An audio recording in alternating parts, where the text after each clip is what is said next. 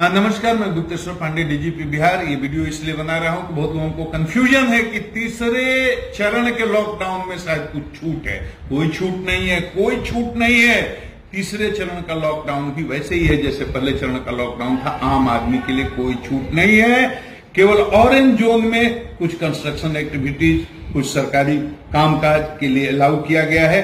विशेष परिस्थिति में कुछ दुकानें खोलने का संबंधित जिला प्रशासन निर्णय ले सकता है। बाकी कोई दुकान नहीं खुलेगा, कोई शॉपिंग कॉम्प्लेक्स नहीं खुलेगा, कोई मॉल नहीं खुलेगा, कोई सिनेमा हॉल नहीं खुलेगा, कोई भी नाई की दुकान, सैलून, तंबाकू, पान गुटखा की दुकान कुछ भी नहीं खुलेगी। स्कूल, कॉलेज, कोचिंग इंस्टीट्यूट सब बंद रहेंगे पहले ही की तरह। इसलिए इस बात को अच्छी तरह समझना है। मोटरसाइकिल पर पास लेकर के सिर्फ एक आदमी ही चल सकता है, दो आदमी नहीं। और पास लेकर के गाड़ी में भी बहुत जरूरी काम से कहीं जाना हो तो ड्राइवर के अलावा सिर्फ दो आदमी बैठेंगे।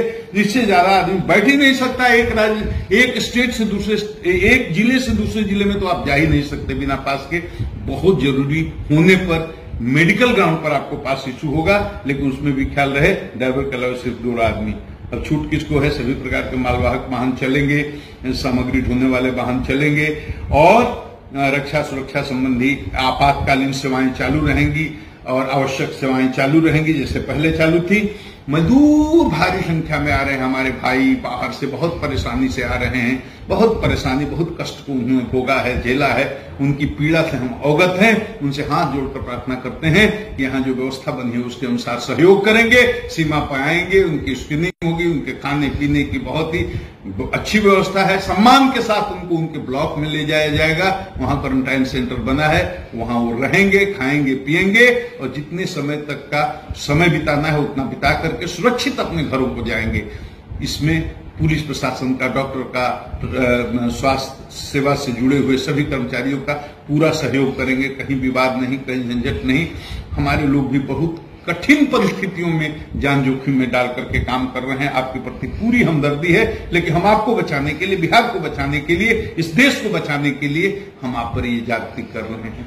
हमें माफ कर देंगे लेकिन हमारा सहयोग करेंगे। बेटे बेटियां, छात्र छात्राएं देश के कोने कोने से आ रहे हैं। वो भारत के भविष्य हैं, भारत की तकदीर हैं, बिहार के आन बान शान हैं। उन्हें तो बहुत ही मर्यादा का, बहुत ही अनुशासन का पालन करना है। और पुलिस पर हमले भी कहीं कहीं हो जाते हैं।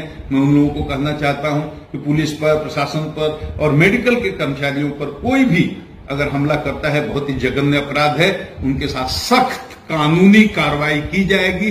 सैकड़ों लोगों को जेल में भेजा गया है और बाद में उनका गुंडा पंजी में भी नाम लिख दिया जाएगा ताकि आगे के लिए उनको बहुत परेशानी हो। और उसी तरह से सोशल मीडिया पर गलत पोस्ट करने वाले, सांप्रदायिक दंगा या फसाद की स्थिति पैदा करने वाले, नफरत फैलाने वाले जो पोस्ट करेंगे, सैकड़ों लोगों को हमने जेल भेज दिया। आप दिल्ली में हो, मुंबई में हो, अहमदाबाद में हो, देश के किसी कोने में हो, लेकिन इस तरह का पोस्ट अगर करते हैं मुकदमा होगा। आपको आज नकल पकड़ा जाएगा, गुंडा रजिस्टर में आपका नाम दर्ज होगा, आपका चार्जशीट करेंगे, स्पीडी ट्रायल कराएंगे। सांप्रदायिक सद्भाव को किसी भी हालत में बिहार में बिगड़ने नहीं दिया जाएगा। यह वीरों की धरती है, शांति की धरती है, अहिंसा की धरती है, बलिदानियों की धरती है। ये पीरों, मौलवियों और साधु संतों, ऋषि मुनियों की धरती है। इस धरती की गरिमा को बनाए रखने में हमारा सहयोग करें। और बिहार की जनता को मैं प्रणाम करता हूं कि आपके सहयोग से ये लॉकडाउन सफल हुआ है। आपके सहयोग से ही अभी तक बिहार बचा है। बचाएं, आगे वाला समय और खतरे का है, बहुत खतरा सामने है।